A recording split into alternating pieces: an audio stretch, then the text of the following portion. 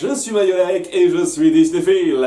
Je reviens à peine de toute la saga qu'a engendré les 100 Dalmatiens. On a eu une suite, un reboot live-action en 2 opus, 2 séries dérivées, sans compter le film qui va pas tarder à sortir. C'est bien simple, après Winnie l'ourson et le Roi Lion, ça doit être la franchise la plus prolifique tirée d'un classique animé Disney. Et je suis passé à côté de la première série animée il y a quelques temps de ça, que je regrette un peu d'avoir rattrapé. Ouais, je vais encore me plaindre, faites avec. Les 101 Dalmatiens, la série suit les aventures d'un groupe formé de 3 Dalmatiens et d'une poule, donc déjà un titre un peu mensonger, alors qu'ils s'installent à la ferme. Et si ce n'est pas un concept qui vous attire, rassurez-vous, vous n'êtes pas les seuls. Mais pour entrer dans le bain, on va commencer par voir ce que donne le premier épisode qui introduit tout ça.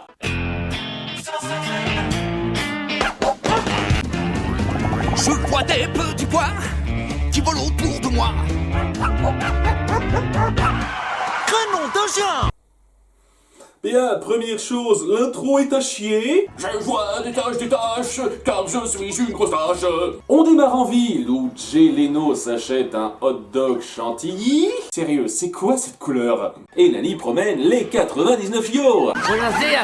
Cette femme a les bras solides. On va suivre en particulier 3 d'entre eux, Lucky, le rescapé dramatique gratuit du premier film et héros central du second, ce qui fait plus ou moins de lui le protagoniste principal de la franchise animée, Rolly, le chien bouboule, et je vous laisse deviner quelle sera sa principale caractéristique.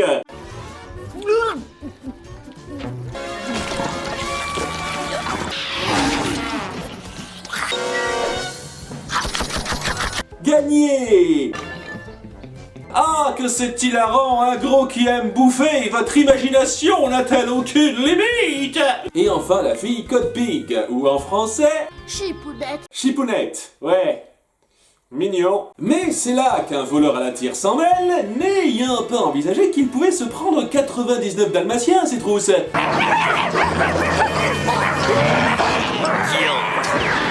Ah, les bandits des rues de nos jours, c'est plus que c'était. Cette expérience simili-traumatisante finit de faire s'impatienter Roger de quitter l'endroit. Quand allons-nous acheter cette maison à la campagne dont nous rêvons depuis toujours? Il me semblait que c'était déjà très bien entamé à la fin du premier film. Nous achèterons une grande maison de campagne. Et nous élèverons des chiens. Mais ça a l'air parfait! La propriétaire est une charmante petite veuve. On va déménager. Vous étiez où quand ils l'ont dit la première fois? Que les choses soient parfaitement claires. Nous n'irons pas à la campagne. Ah, c'est seulement la 49e fois qu'on me fait ce gag. Est-ce que je pourrais avoir une réduction fidélité sur le prochain? Ils partent donc dans leur nouvelle ferme où vivent le colonel et le sergent Tips. Ah ben ça pour une coïncidence. Et vous remarquerez que Lucky n'a pas été abandonné en mode maman j'ai raté l'avion cette fois. Parce que cette série n'en a rien à secouer de la continuité avec les 101 Dalmatiens 2. Même Ouragan, la star de télé qui apparaît un peu trop souvent, aura une histoire et une continuité totalement différentes. Et c'est une chose de ne pas respecter ce film-là, mais... en toute sincérité, on verra plus tard que c'est davantage le premier volet qui se fait chier dessus. J'ai perdu tous mes repères. Oh, je vois difficilement comment ça pourrait être pire. Et c'est la 147e fois pour ce gag-là. On sent que vous êtes inspiré. Et je suis le comité de bienvenue. Oh ben, tout est cool avec elle après ce qui s'est passé dans le premier film, ça fait plaisir. On en reparlera. J'aimerais acheter cet endroit, voyez-vous, car cette propriété jouxte la mienne et la veuve Smedley. Cette vieille rongée par la vermine refusait de me la vendre. Je veux pas employer cette réplique à tout va, mais vous me forcez la main. Mais quelles étaient les chances! Et on tombe sur le motif principal de la méchante, s'accaparer la ferme. Pourquoi? Pour avoir plus de terrain.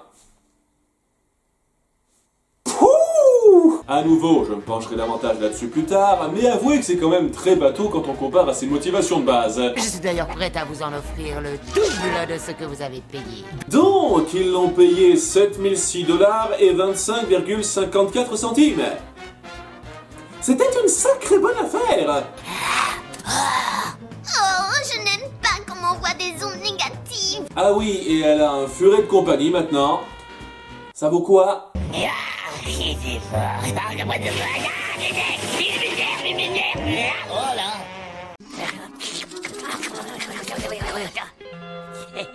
La moyenne pourrie des animaux sidekicks de méchants dans ces séries-là. Sans surprise, la proposition est rejetée. Si vous changez d'avis, faites-le moi savoir. En attendant, j'espère que vous apprécierez votre Cabo Kingham Palace.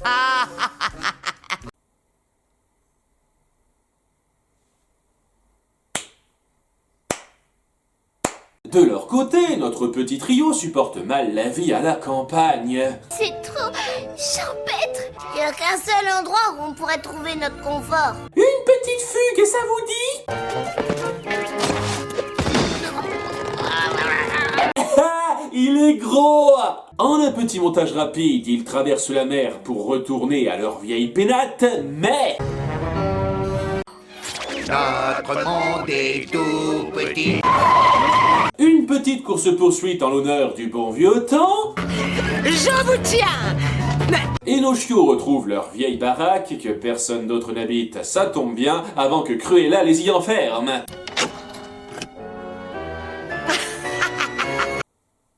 Elle avait une copie des clés sur elle au cas où. Et elle compte se servir d'eux comme otage afin d'acheter la ferme à Roger et Anita pour qu'ils payent la rançon. J'ai une enveloppe qui doit être livrée et je veux que ce soit fait de façon discrète. Et j'entends par là que personne, j'ai dit personne, ne doit savoir que c'est de la part de Cruella à l'enfer. Oh, je me demande s'ils ne vont pas le faire de façon criarde. Nous avons une enveloppe à vous remettre. Mais ce n'est pas de la part de Cruella d'enfer.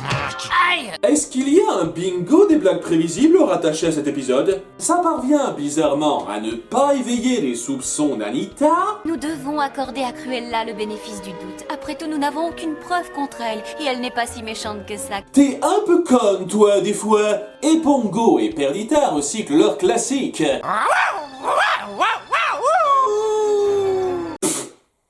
Ok, maintenant essayez de faire des aboiements crédibles. Vous savez, comme dans votre film. Lucky, Rolly et Chipounette, quant à eux, finissent par comprendre la morale évidente.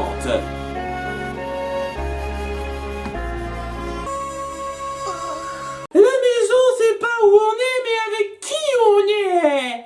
Voilà, c'est bon, on peut remballer. Ils essayent de sortir par la cheminée, puis par les toilettes, et enfin par la fenêtre.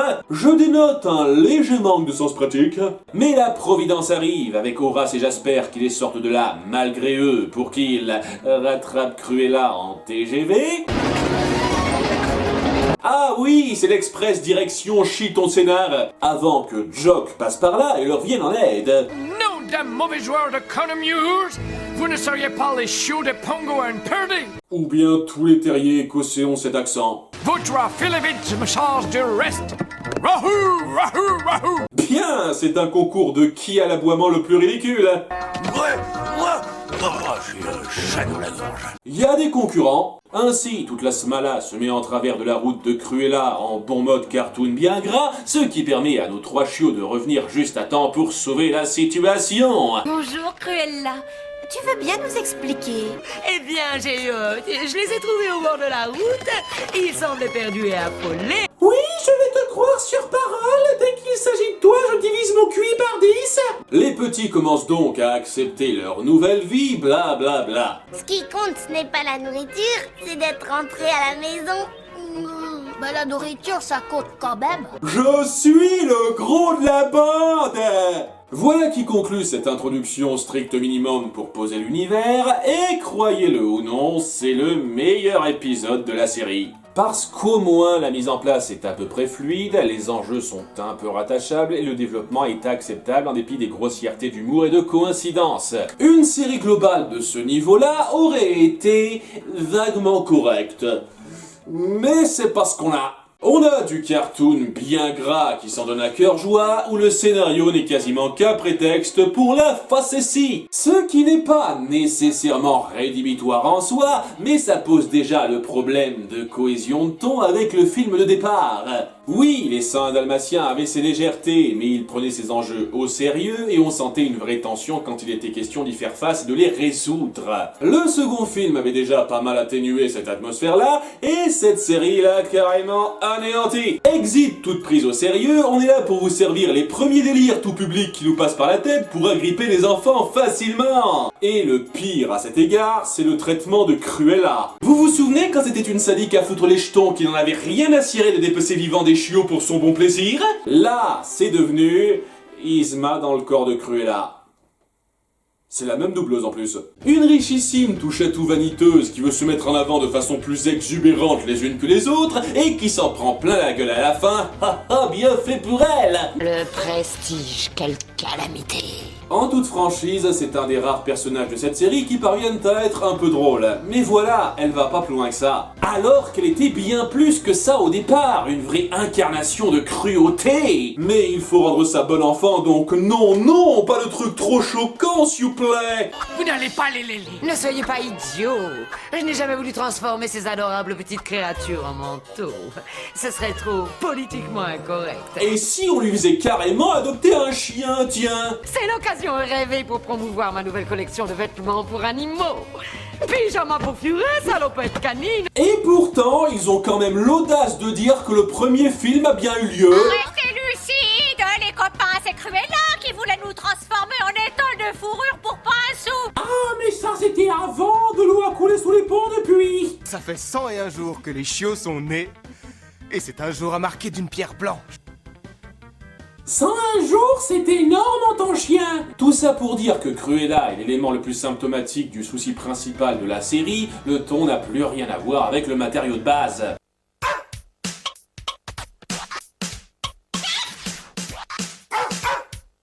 Ce qui est tout de même un peu dommage pour les fans du dit matériau qu'on essaye de rameuter. Pour autant que je me suis plaint sur la série Cusco, au moins son approche était plus justifiée en comparaison au ton de départ. Mais, en dehors de Cruella, que valent nos personnages? Lucky, c'est le héros gamin ultra typique. Oh, regardez-moi, j'aime l'aventure, quand quelqu'un se fait mieux voir que moi, je suis un connard jaloux. J'adore désobéir aux ordres qui m'embêtent un peu, et je dois apprendre les mêmes leçons tous les 5 épisodes. Rien de très attachant ou drôle en ce qui me concerne, vous m'excuserez. Rolly, vous devez déjà avoir une bonne idée de ce que j'en pense. Et Chipounette, c'est l'excentrique surexcité de la bande, à une époque où c'était pas chose courante, et si ça dépend clairement des fois, j'avoue qu'une partie de ses interventions m'a permis de supporter cette œuvre. Elle ne travaille plus pour Cruella désormais. Ne joue pas avec mes sentiments, je suis fragile. Et toi aussi. C'était un extrait de la vie rêvée de Lucky. Maintenant, retour à la réalité. Je considère que la grande roue est un symbole. Elle tourne aussi vite que celle de la vie, nous entraînant sans cesse dans des hauts et dans des bas. Jusqu'à la nausée. Et en dernier protagoniste, on a la poule. Ouais, pourquoi pas. Spot est donc notre 4e larron qui s'intégrera à notre bande sans transition. Enfin, techniquement, on montre un peu leur rapprochement dans l'épisode 24 de la saison 2. Mieux vaut tard que jamais. Ouais, l'ordre de diffusion global est à chier, gna gna gna, vous connaissez le refrain. C'est l'intello peureuse de la bande, dira-t-on. Je ne vais pas vous dire que je vous l'avais bien dit, mais... Autrement dit, un peu comme... une poule mouillée. Ouais, ils la font dans la série. C'est la cousine Marcel, elle veut prouver qu'elle n'est pas une poule mouillée. Elle adore se prendre pour un chien avec eux, ce qui fait sourire les 30 premières secondes, mais ça devient vite lourd. Et voilà le topo. Il y a un perso ennemi sur 4 de potable, et leur dynamique de groupe n'a absolument rien de mémorable. Le truc qui se retient le plus chez eux, c'est leur design. Car contrairement aux films où nos chiots sont très homogènes visuellement, ici il y en a pas mal qui se démarquent. Ne serait-ce que celui qui est amputé. D'après ce que j'ai entendu dire, c'est vraiment casse-pattes de faire équipe avec toi. La première fois qu'on le voit, ça fait bizarre. Une incapacité qui aurait pu être intéressante à exploiter, mais on ne joue jamais vraiment dessus. C'est plus pour faire joli, si j'ose dire. Le mini-gang des caïds avec la fille à piercing peinte en deux. Chochotte. Chochotte, ouais. trop la classe. Les vaches, les poules, les chiens gradés qui forment les chiots à l'art militaire. Ouais, ils ont que ça à foutre. Le cochon, maire de la ferme, ils ont vraiment rien à foutre dans le coin. Et sa fille. Je te demande pardon, Gaufrette. Bien, est-ce que la VF s'est donné pour but de trouver des noms ridicules à tous les persos féminins et deviner avec qui elle sort dans un épisode? Ben, tu peux encore le manger avec une sauce barbecue ou alors une sauce béchamel. Faites-nous des beaux enfants gros. En parlant de ça, on voit jamais sa mère. On va dire que les anciens proprios l'ont bouffé. On a également la pègre du coin. Si, je vous jure, et ils sont récurrents. Et je pense avoir fait un tour suffisant des persos animaux, donc j'emmerde le reste. Mais quid de Pongo et Perdita, me direz-vous? On s'en fout! Nos chiots sont laissés seuls à eux-mêmes la plupart du temps, et c'est déjà énorme quand ils sont là pour faire tapisserie. Allez, viens, Perdi, la nuit est superbe pour faire une BALADE. C'est censé être un gros mot maintenant. Sincèrement, en 105 épisodes, il y en a moins d'une dizaine où ils ont un rôle un tant soit peu notable. Et quand je dis ça, c'est pas un rôle central. C'est juste quand on leur donne un tout petit peu de dialogue pour appuyer la morale réchauffée du jour. Ils ne sont jamais présents plus de 3 minutes dans un épisode. Les images que je viens de vous montrer, ça doit représenter 75% de leur contribution totale. Étant donné que nous étions les stars du film, nous étions convaincus d'être aussi les stars de la série. Eh oui, mais le studio a préféré céder la place aux jeunes. Tous les personnages que je vous ai présentés jusqu'à présent ont plus de temps d'écran qu'eux, et je précise que beaucoup d'intrigues impliquent nos mioches qui se foutent en danger. C'est pas les seuls à souffrir de ça d'ailleurs. Le sergent Tips ne sert à que dalle, ce qui est un point insultant quand on voit à quel point il s'est mouillé dans le film, et le colonel a 2-3 moments de gloire ci et là. Naturellement, je vous déconseille d'en faire autant chez vous. Ouais, j'y repenserai la prochaine fois que je serai sur le toit d'une locomotive. Mais il est grandement supplanté par son second. Hé, lieutenant Plouc! Je suis trop vieux pour ces conneries. C'est ce gars-là qui s'occupera le plus souvent de nos recrues chiots, et c'est un stéréotype criard du chef militaire zélé qui aime gueuler. On n'a pas besoin ici de pleurnichards qui se lamentent, gémissent, sanglotent et braillent parce qu'ils ont été battus loyalement par un chien qui ressemble à un tabouret. Au bout de la 36e fois, ça commence à devenir un pur délice. Ne me refaites plus jamais ça! En revanche, en termes de figure d'autorité, Roger et Anita sont très présents. Honnêtement, ils passent. Une fois qu'on s'habitue visuellement au fait que son nez est un copier-coller de son menton, Roger est sympathique et ses railleries envers Cruella peuvent faire un peu mouche. Ne me dites pas que je vous ai réveillé. Non, j'ai l'habitude de me lever la nuit pour ouvrir la porte. Vous êtes venu me demander quelque chose ou juste me rappeler que c'est bientôt Halloween? Donne, Cruella, donne vite. Oh, ça, c'est une bonne fifi, ça. Par contre, maintenant, en plus de ses compétences musicales, il a suivi une formation de programmeur de jeux vidéo. Le Cruellator. La suite logique. Et on s'y penche sur plusieurs épisodes. Anita est la bonne femme gentille. J'ai pas grand chose à dire sur elle, en dehors de sa naïveté concernant Cruella, y a rien de mauvais ou de bien à déplorer autour du personnage. La liste est pas exhaustive, la plupart de ces personnages sont globalement de simples gimmicks, et pour cause, c'est du cartoon sans ambition. De la vieille formule typique où on fourre les premiers délires qui nous passent par la tête, et toutes les grossièretés d'écriture qui en découlent. Les jeux de mots merdiques... Et là, c'est pendant l'insurrection des troupes d'Abdelkador, eh oui. Tous ces ballets classiques, y a vraiment pas de quoi en faire un fromage. Arrête de faire des jeux de mots, vas-y. Les accents exagérés débiles... Et ça, qu'est-ce que c'est? Vous alliez faire construire une usine ici, tout près de cette ferme. Mais votre passion, ce sont Les chouchous, les trains. Ne suis-je pas divinement divine? J'ai transformé des crocodiles en caniches. Oh, le volcan est en éruption! Oh! Les quiproquos forcés moisis... Oh, Roger, je sais qu'au fond de toi, tu adores ces bestioles et je me demande si c'est une bonne idée de s'en débarrasser. Elle veut parler de nous. Et nos personnages qui doivent se comporter comme des abrutis profonds pour que le délire puisse marcher. Mes préférés, c'est quand tout le monde croit stupidement que Chipounette peut voir l'avenir quand elle dit à Rolly qu'il va gagner pour l'encourager et qu'il gagne. Ça, c'est ce qui s'appelle de l'intuition. Elle doit avoir des dons de médium. Cette ferme ne manque pas de moutons à ce que je vois. Et la façon dont Roger réagit quand Lucky se coince dans son essuie-glace. Essaye en conduisant encore plus vite si tu veux. Arrêtez d'être con. Bon, contrairement à La Bande à Dingo par exemple, cette série ne m'exaspère pas à profusion parce qu'il n'y a presque aucun potentiel gâché. Presque. On aurait pu faire gaffe à quelques bouts de continuité, comme quand Lucky sort avec Chochotte et que ce n'est plus repris après. Mais au bout du compte, c'est juste un tas d'idées loufoques et de trames convenues qu'on balance n'importe comment d'épisode en épisode, et au bout du compte, je prends ça juste pour ce que c'est, un petit cartoon sans ambition. Ça mérite pas de m'énerver plus que ça. Et puis, tout n'est pas acheté. À nouveau, certains personnages savent être drôles par moments, en particulier Chipounette et Cruella. Cruella qui a d'ailleurs toute une famille dans cette série, dont une nièce Chippy très amusante.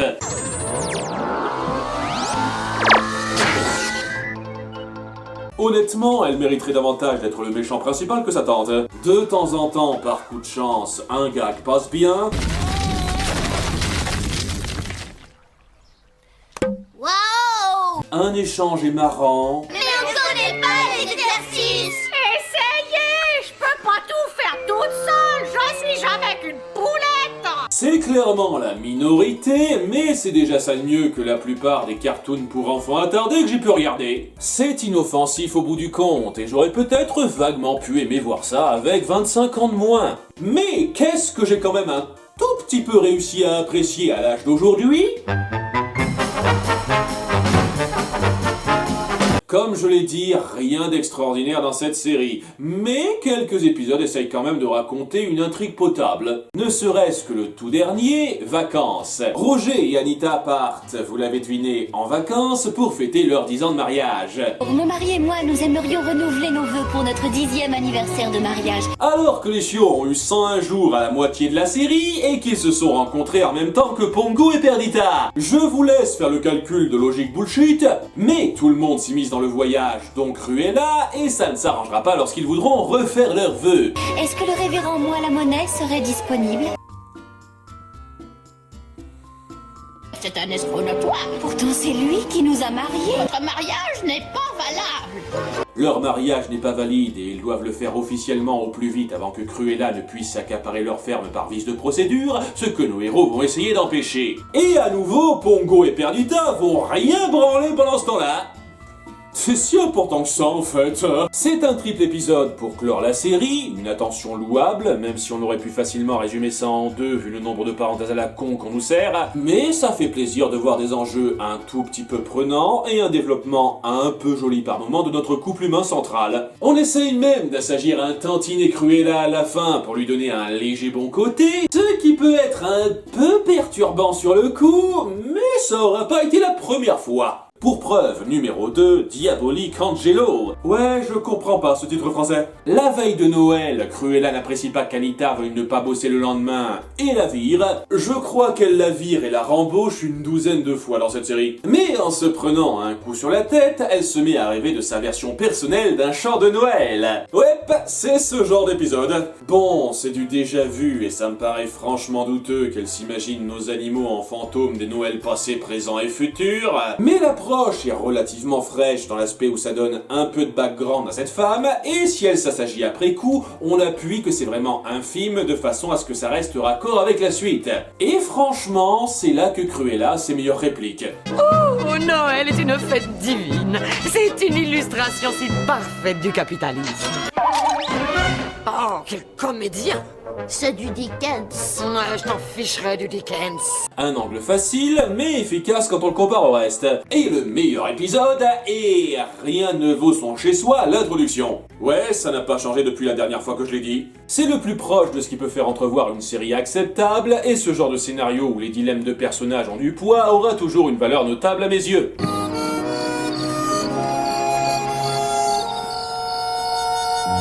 Mais autrement, il n'y a pas grand-chose qui mérite de rester dans les annales là-dedans. Avec la ribambelle de coïncidences grossières, de délires ridicules, de références extraterrestres starbées...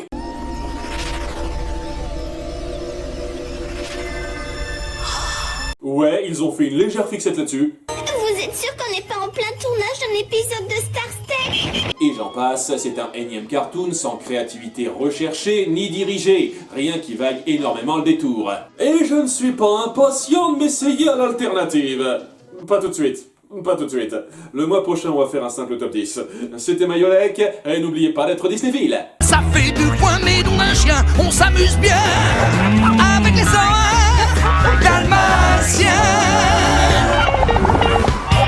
Ça dépend pour qui. Et s'ils peuvent recycler des vieux gags, moi aussi. J'en